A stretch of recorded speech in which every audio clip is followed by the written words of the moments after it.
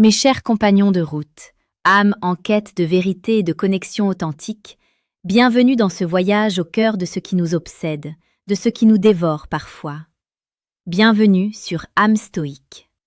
Aujourd'hui, nous allons plonger dans les eaux troubles de la confiance, de la jalousie et de cette question lancinante qui, un jour ou l'autre, étreint chaque cœur amoureux. Cette personne qui partage ma vie, m'est-elle totalement dévouée? A-t-elle offert son intimité à un autre? C'est une question brutale, je le sais. Une question qui écorche, qui blesse, mais une question que l'on se doit d'affronter avec lucidité, avec courage, si l'on veut bâtir quelque chose de solide, de vrai. Épictète, ce grand sage stoïcien, nous disait « Ce qui trouble les hommes, ce ne sont pas les choses, mais les jugements qu'ils portent sur les choses. » Et c'est là toute la complexité. Nous sommes souvent pris au piège de nos propres peurs, de nos propres interprétations. Mais il existe des indices, des signaux, des murmures du corps et de l'âme qui, lorsqu'on sait les écouter, peuvent nous éclairer. Non pas pour juger, non pas pour condamner, mais pour comprendre, pour se positionner, pour agir en toute connaissance de cause. Car la vérité, aussi douloureuse soit-elle, est toujours préférable à l'illusion. Alors, écoutez attentivement. Ouvrez votre esprit, ouvrez votre cœur. Ce que je vais vous révéler aujourd'hui n'est pas une formule magique, ni une recette infaillible. C'est un chemin, une grille de lecture, une invitation à observer, à ressentir et à prendre des décisions éclairées pour votre propre bonheur, pour la paix de votre âme. Le corps, ce temple de nos émotions, de nos expériences. Il est bien plus qu'une simple enveloppe charnelle. C'est une carte, un livre ouvert pour qui sait le lire. Chaque cicatrice, chaque ligne, chaque courbe raconte une histoire. Et l'intimité, mes amis, laisse des empreintes. Des empreintes subtiles, parfois imperceptibles à l'œil non averti, mais des empreintes bel et bien là. Nous ne parlons pas ici de marques évidentes, de stigmates. Nous parlons de ce langage secret que le corps développe quand il a été partagé, quand il a connu la fusion, la vulnérabilité ultime. Nous parlons de ce frisson, de cette aura, de cette énergie qui émane d'une personne qui a récemment vécu une union charnelle intense. Commençons par ce que l'on pourrait appeler la résonance émotionnelle. Une femme qui a récemment partagé son intimité, surtout si cette expérience était forte et significative, porte en elle une certaine vibration. C'est une lumière particulière dans le regard, une douceur inattendue dans le sourire, ou au contraire, une forme de distance, une introspection. Son énergie sexuelle est réactivée, transformée. Elle peut se manifester par une confiance en soi accrue, une sensualité plus affirmée, une manière différente de se mouvoir, de parler, de vous regarder. Elle est comme un vase qui a été rempli et dont le contenu déborde subtilement. Imaginez une jeune femme, habituellement réservée, presque effacée. Après une nuit passionnée, elle peut soudainement dégager une audace nouvelle, une assurance qui surprend son entourage. Son rire est plus franc, ses gestes plus libres. Ce n'est pas toujours le signe d'une infidélité, loin de là. Cela peut être le résultat d'une intimité profonde avec vous. Mais si cette transformation survient après une absence inexpliquée, après un changement dans ses habitudes, alors la question mérite d'être posée, non pas avec accusation, mais avec une douce vigilance. Passons maintenant à des aspects plus directs, mais tout aussi délicats à percevoir. L'odeur. Oui, l'odeur. Le corps humain dégage des phéromones, des effluves subtils qui sont modifiés par l'intimité. Après un rapport sexuel, l'odeur corporelle d'une femme peut se transformer. Il ne s'agit pas nécessairement d'une odeur de parfum étranger, cela serait trop évident et souvent trop tard. Il s'agit d'une altération de son odeur naturelle, une nuance, une patine. C'est très subtil et cela demande une grande sensibilité, une connexion profonde avec la personne pour le détecter. C'est cette odeur intime que vous connaissez par cœur, celle qui est unique à votre partenaire. Si cette odeur semble avoir évolué, si elle vous est étrangère d'une manière indéfinissable, c'est un signal à prendre en compte. Imaginez une scène. Vous rentrez chez vous, votre partenaire vous accueille. Vous l'embrassez, vous la serrez dans vos bras. Et là, une note discordante. Une sensation olfactive qui ne correspond pas tout à fait à ce que vous connaissez, à ce que vous aimez. Ce n'est pas une odeur forte, agressive, mais une dissonance. C'est ce genre de détail, presque imperceptible, qui peut réveiller une alarme intérieure. Le corps a sa propre mémoire et son propre langage. Ensuite, il y a la zone du cou et du décolleté. C'est une partie du corps extrêmement sensible, souvent exposée et propice aux marques d'affection passionnées. Un baiser un peu trop ardent, une morsure légère, une succion peut laisser des traces, des rougeurs, des marques, des suçons. Et si ces marques peuvent être dissimulées par les vêtements ou le maquillage, une observation attentive peut parfois révéler quelque chose. Je me souviens de l'histoire d'un homme qui, après des semaines de doute et d'inquiétude, a remarqué une légère décoloration sur le côté du cou de sa femme, sous le col de sa blouse. Une marque à peine visible, mais qui n'était pas là auparavant. Il n'a pas accusé, il a simplement posé la question. Et la vérité, aussi douloureuse fut-elle, est sortie. Il ne s'agit pas de traquer, mais d'observer avec une acuité accrue, avec la pleine conscience que chaque détail peut avoir son importance. Mais la partie la plus révélatrice, celle qui est au cœur de notre discussion aujourd'hui, est plus intime encore. C'est la zone des lèvres et de la bouche. Les lèvres, mes amis, sont un miroir de l'âme et du corps. Elles sont le siège du baiser, de la caresse, du murmure. Et l'intimité, surtout si elle est récente et intense, peut y laisser des traces. Une femme qui vient d'avoir une intimité passionnée avec un autre peut présenter des lèvres légèrement gonflées, plus pulpeuses. Non pas de manière artificielle, mais d'une manière naturelle, due à l'afflux sanguin et à l'excitation. Le contour des lèvres peut paraître plus défini, plus rosé. C'est une sorte de fraîcheur, ou au contraire de saturation qui s'en dégage. De plus, observez la texture. Une peau des lèvres qui a été récemment sollicitée, embrassée avec fougue, peut être plus lisse, presque veloutée. Il peut y avoir des micro-gerçures à peine visibles, des signes d'une friction intense, d'un frottement prolongé. Regardez aussi l'humidité. Des lèvres qui ont connu une sécheresse inhabituelle, puis qui redeviennent subitement pulpeuses et humides, peuvent être un indice. C'est un signe que la circulation sanguine a été stimulée de manière significative. Mais attention, je le répète, ces signes ne sont pas des preuves irréfutables. Ils sont des indicateurs, des signaux faibles qui doivent être interprétés dans un contexte global. Il ne s'agit pas de juger, mais de comprendre. Il s'agit de lire le corps avec la même attention que l'on lirait un livre précieux. Mes chers amis, si vous êtes en train d'écouter cette vidéo, c'est que vous cherchez la vérité. Et la vérité est souvent complexe, nuancée.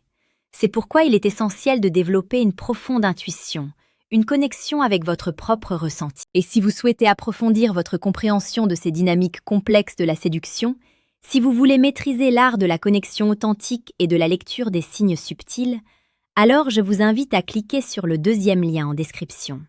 Vous y découvrirez le manuel brutal du séducteur stoïque, un ouvrage qui vous donnera les clés pour comprendre, pour agir et pour bâtir des relations solides et passionnées. Pensez à la psychologie derrière tout cela.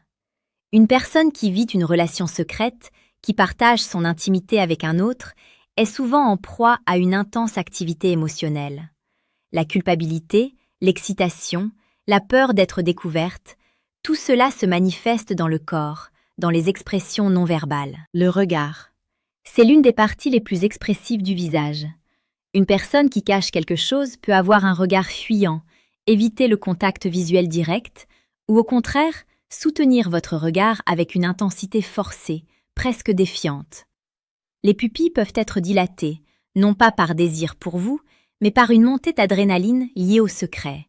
Ou au contraire, elles peuvent être comme éteintes, lointaines, perdues dans leurs pensées.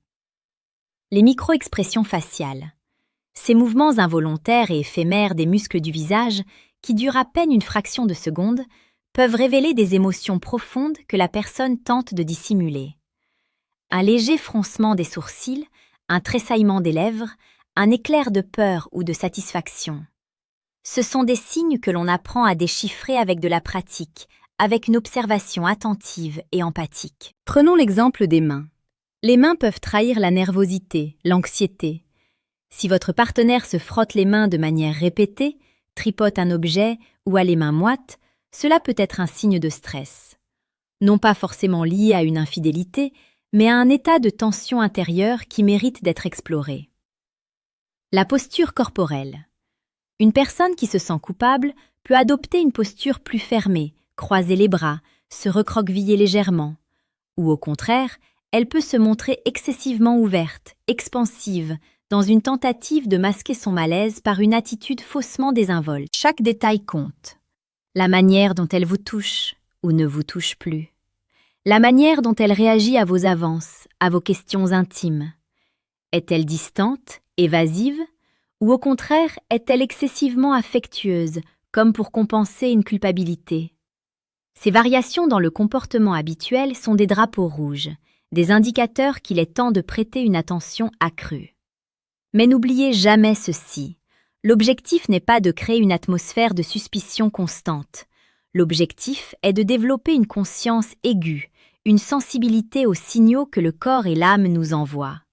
C'est un moyen de se protéger, de préserver son cœur et de construire des relations basées sur la transparence et la vérité. Alors si vous ressentez une de ces vibrations, si vous observez un de ces signes, ne paniquez pas.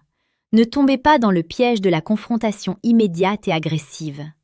Le stoïcisme nous enseigne la maîtrise de soi, la lucidité. Prenez du recul, observez davantage, posez des questions, non pas avec accusation, mais avec une curiosité sincère. Tu as l'air pensif, un problème? Tu sembles un peu ailleurs ces derniers temps, tout va bien? Une conversation ouverte, honnête, est toujours la meilleure des approches.